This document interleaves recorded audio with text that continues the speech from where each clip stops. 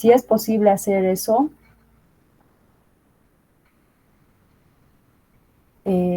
entonces decimos que es una computación determinística. Caso contrario, la computación es no determinística. Entonces, los comandos colaterales tienen una computación no determinística, ¿sí? No determinística. Una computación no determinística podría tener un efecto neto predecible, aunque la secuencia de pasos por las cuales se obtiene sea impredecible.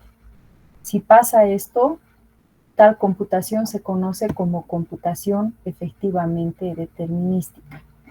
Bueno, aquí nos dice, muestra un ejemplo de un comando colateral cuya computación es efectivamente determinística.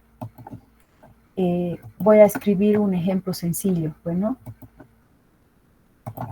digamos, tuviera un comando colateral donde A es igual a 0 y B es igual a 1. ¿Por qué esto sería una computación efectivamente no determinística? Más bien es aquí el término ya, permítame. Por ahora lo voy a arreglar así, después se los voy a arreglar en sus diapositivas. Si ustedes están tomando apuntes también, la computación es efectivamente, así se llama, no determinística.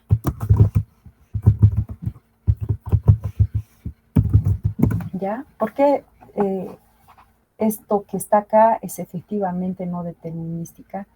Porque lo que yo sé es que A al final, no importa si se va a ejecutar primero esto o esto, A al final va a valer.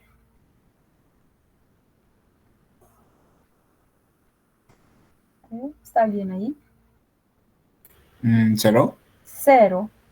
Sí, sí. Lo mismo, B, no importa si se va a ejecutar primero o segundo o paralelamente, B va a valer 5. Entonces, una computación se llama así efectivamente no determinística si nosotros podemos predecir anticipadamente cuál es el resultado, aunque no sabemos cómo se llega a ese resultado. Incluso esto podría hacerse paralelamente, pero yo sé que al final A va a valer 0 y B va a valer 5.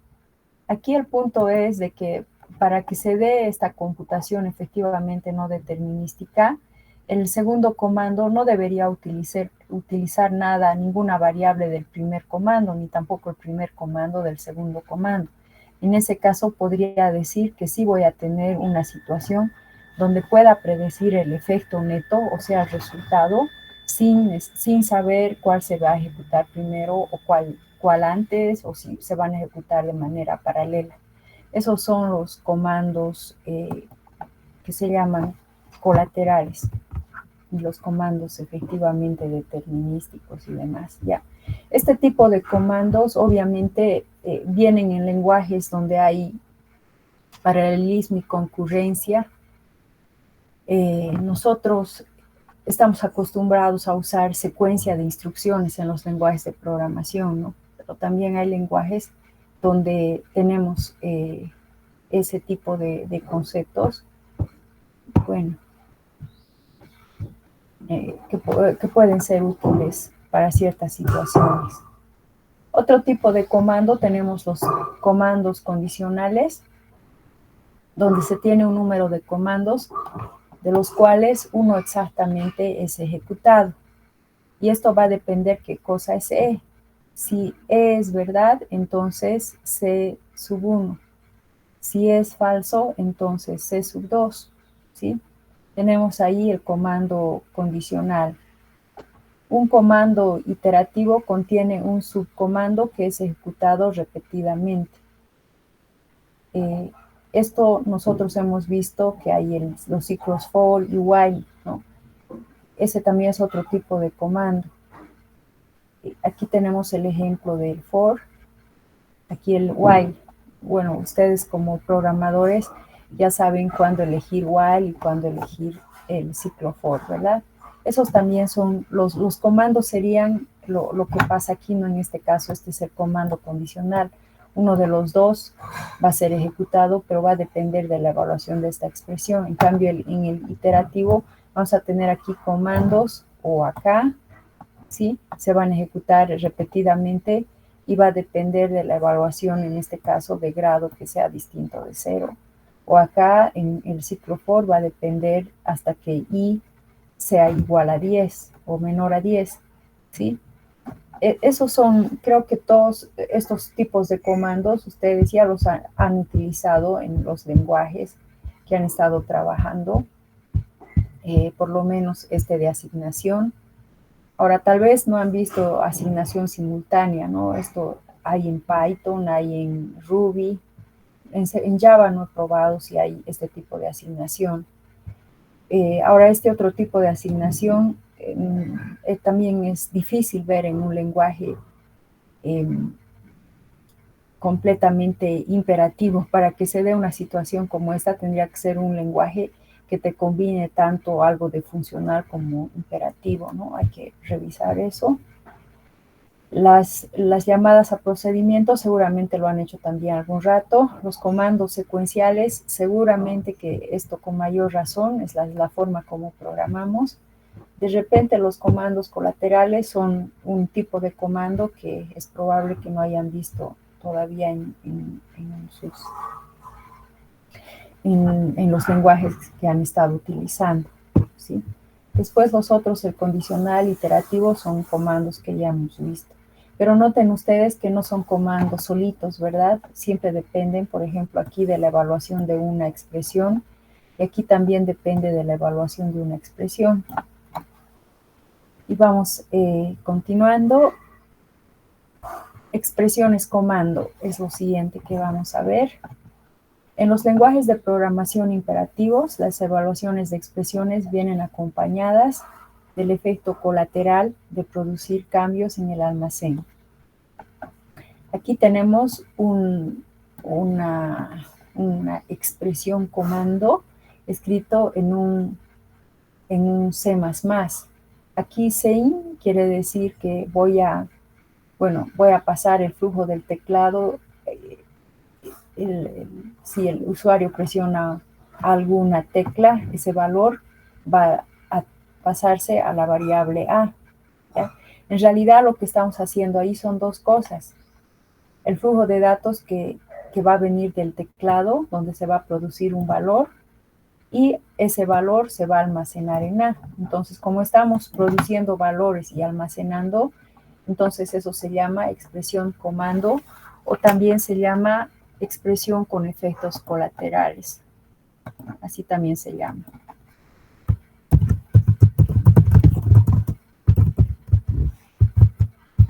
¿Por qué se llama expresiones colaterales? Porque primero sabemos que una expresión es una frase de programa que va a ser evaluada para producir un valor, ¿sí? Entonces, ¿qué es lo que pasa aquí? Se va a producir el valor, pero también se va a almacenar en A. Por eso se llama expresión comando o también expresión colateral.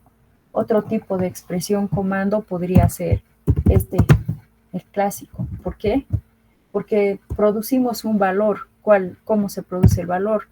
El lenguaje hace esta evaluación de esta expresión, i más 1, y después el valor producido se almacena en i, ¿sí? Por eso es que tenemos ahí lo que se llama expresión colateral o también expresión comando, porque aparte que se está evaluando una expresión, estamos almacenando en la variable i. Ya eso es lo que está pasando. No sé si alguno de ustedes tiene algún otro ejemplo de cómo sería una expresión comando.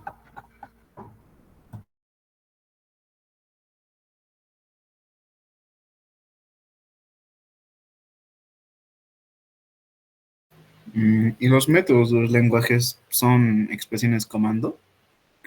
No sé, hay alguna clase, pila o cola, entonces tienen su método de pull, poll, eso serían expresiones, comando.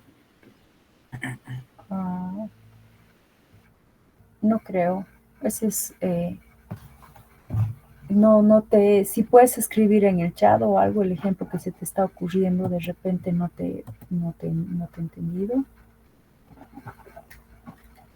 A ver, otro tipo de, podría ser algo así también. No, eso también. En un lenguaje, lo que me está diciendo, voy a calcular el valor. Bueno, no. Así, digamos, si es así. A ver.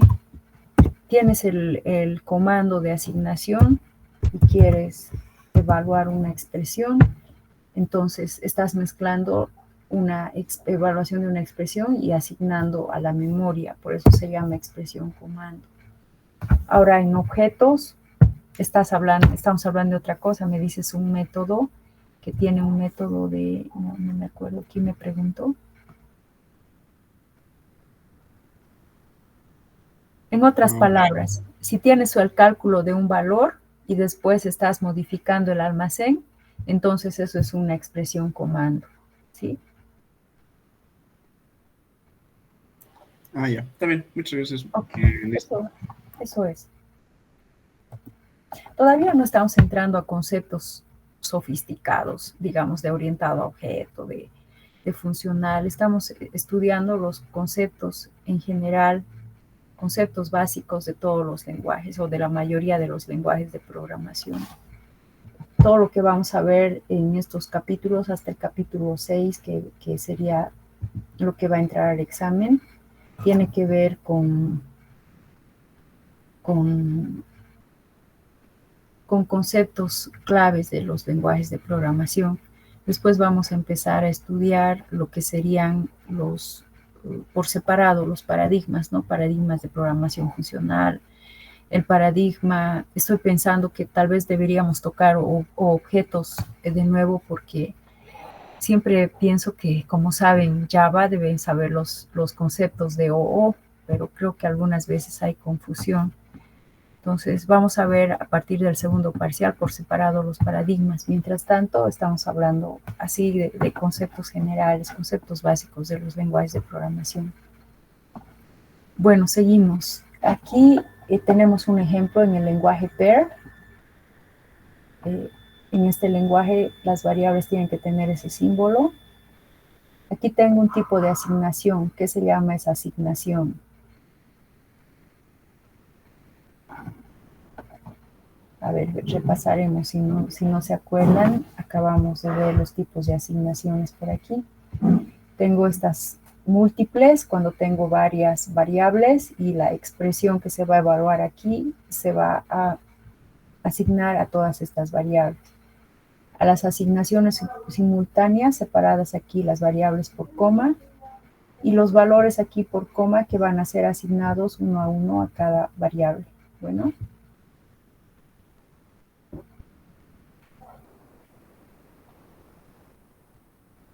Ya. Vamos a ver entonces, aquí tengo 20, vamos a asignar a first, 40 vamos a asignar a second y 60 vamos a asignar a third. Aquí es una asignación simultánea. Y gracias a esta asignación simultánea se puede reducir código, ¿no? Se pueden hacer cosas que tal vez en otro lenguaje de programación no se podría hacer. Por ejemplo, quisiera intercambiar los valores de dos variables. Esto se puede hacer simplemente con esta asignación simultánea. A first le pongo el valor de second y al valor de second le pongo el valor de first. Y no pasa nada, todo está bien. En cambio, en un lenguaje más convencional que no me permite hacer esta asignación simultánea, lo que tendría que hacer primero es declarar una variable auxiliar, ¿no? Digamos, quiero cambiar ahora intercambiar los valores de A y de B, entonces creo esta variable auxiliar. Le pongo a B, primero en aux, que se vaya el valor de B para que no se pierda, porque ahora le voy a asignar a B el valor de A y luego a A le voy a asignar el valor de la variable auxiliar. ¿Sí? Así tendríamos que programar, si digamos no tiene la función que intercambia los valores, para no poder, no hacer perder el valor. En cambio, gracias a esta asignación simultánea, podríamos hacer ese cambio, ese swap. Bueno, claro, debe haber algún lenguaje que te permite hacer el cambio y solamente con una instrucción, ¿sí? Bueno, ese es un ejemplo de lo que sería la asignación simultánea.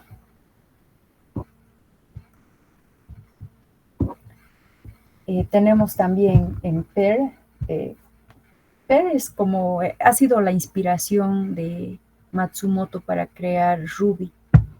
Y Ruby es un lenguaje como Python, ¿no? Así de sencillo, de fácil entendimiento, que puedes programar de manera imperativa, funcional, orientada a objeto. Aunque es un lenguaje orientado a objeto, te permite programar muchas cosas que se salen de ese paradigma, por eso es que se llama multiparadigma. Bueno, aquí lo que estamos viendo, que sin saber mucho del pair, vamos a intuir un poquito. Aquí parece que se está evaluando el valor que hay en flag, y de acuerdo a eso me va a devolver cont 1 si es verdad, caso contrario me va a devolver cont 2. Ajá. Ya, y a eso le va a asignar 0. Se ve elegante, se puede entender por los que programan, se puede entender fácilmente, lo cual en algún otro lenguaje también podría ser equivalente a usar el if, evalúo la expresión, si es verdad, entonces a la asignación, a la variable cont le tengo que asignar 0, y si no, a la variable cont 2 le tengo que asignar 0. ¿Sí? Se ve interesante también programar de esa manera, ¿o qué dicen ustedes?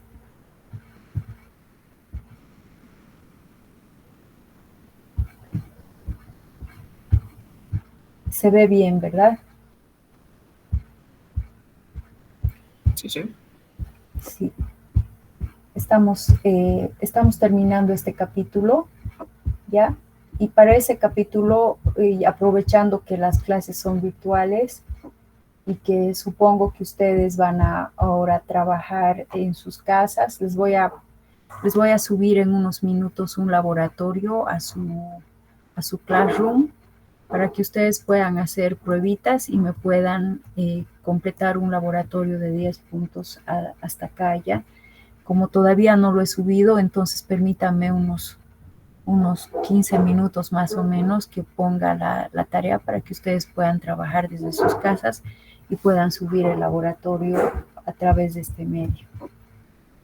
Bueno, no hay más preguntas acá, hasta acá.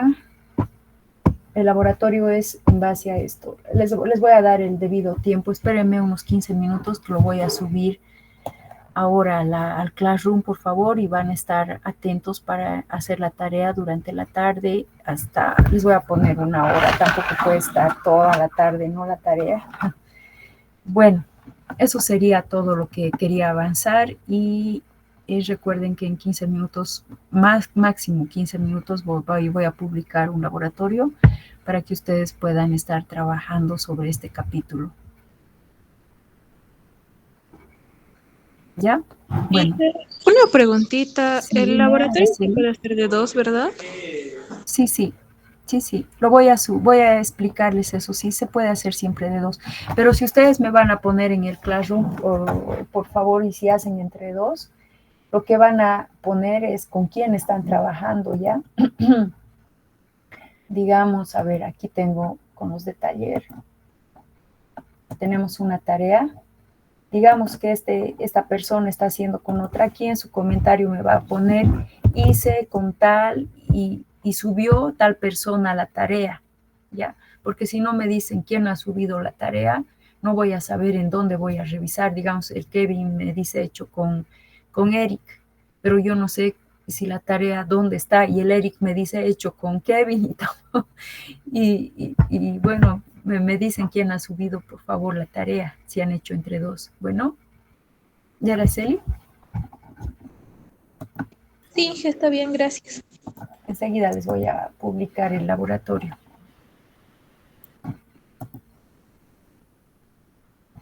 Bueno, si todo va bien, o no sé si va bien o va mal, no sé, estén atentos por favor a lo que vaya a pasar, si el lunes vamos a hacer la clase virtual o si vamos a vernos en el aula. Hasta el lunes. Hasta luego, Ingrid. Hasta el lunes.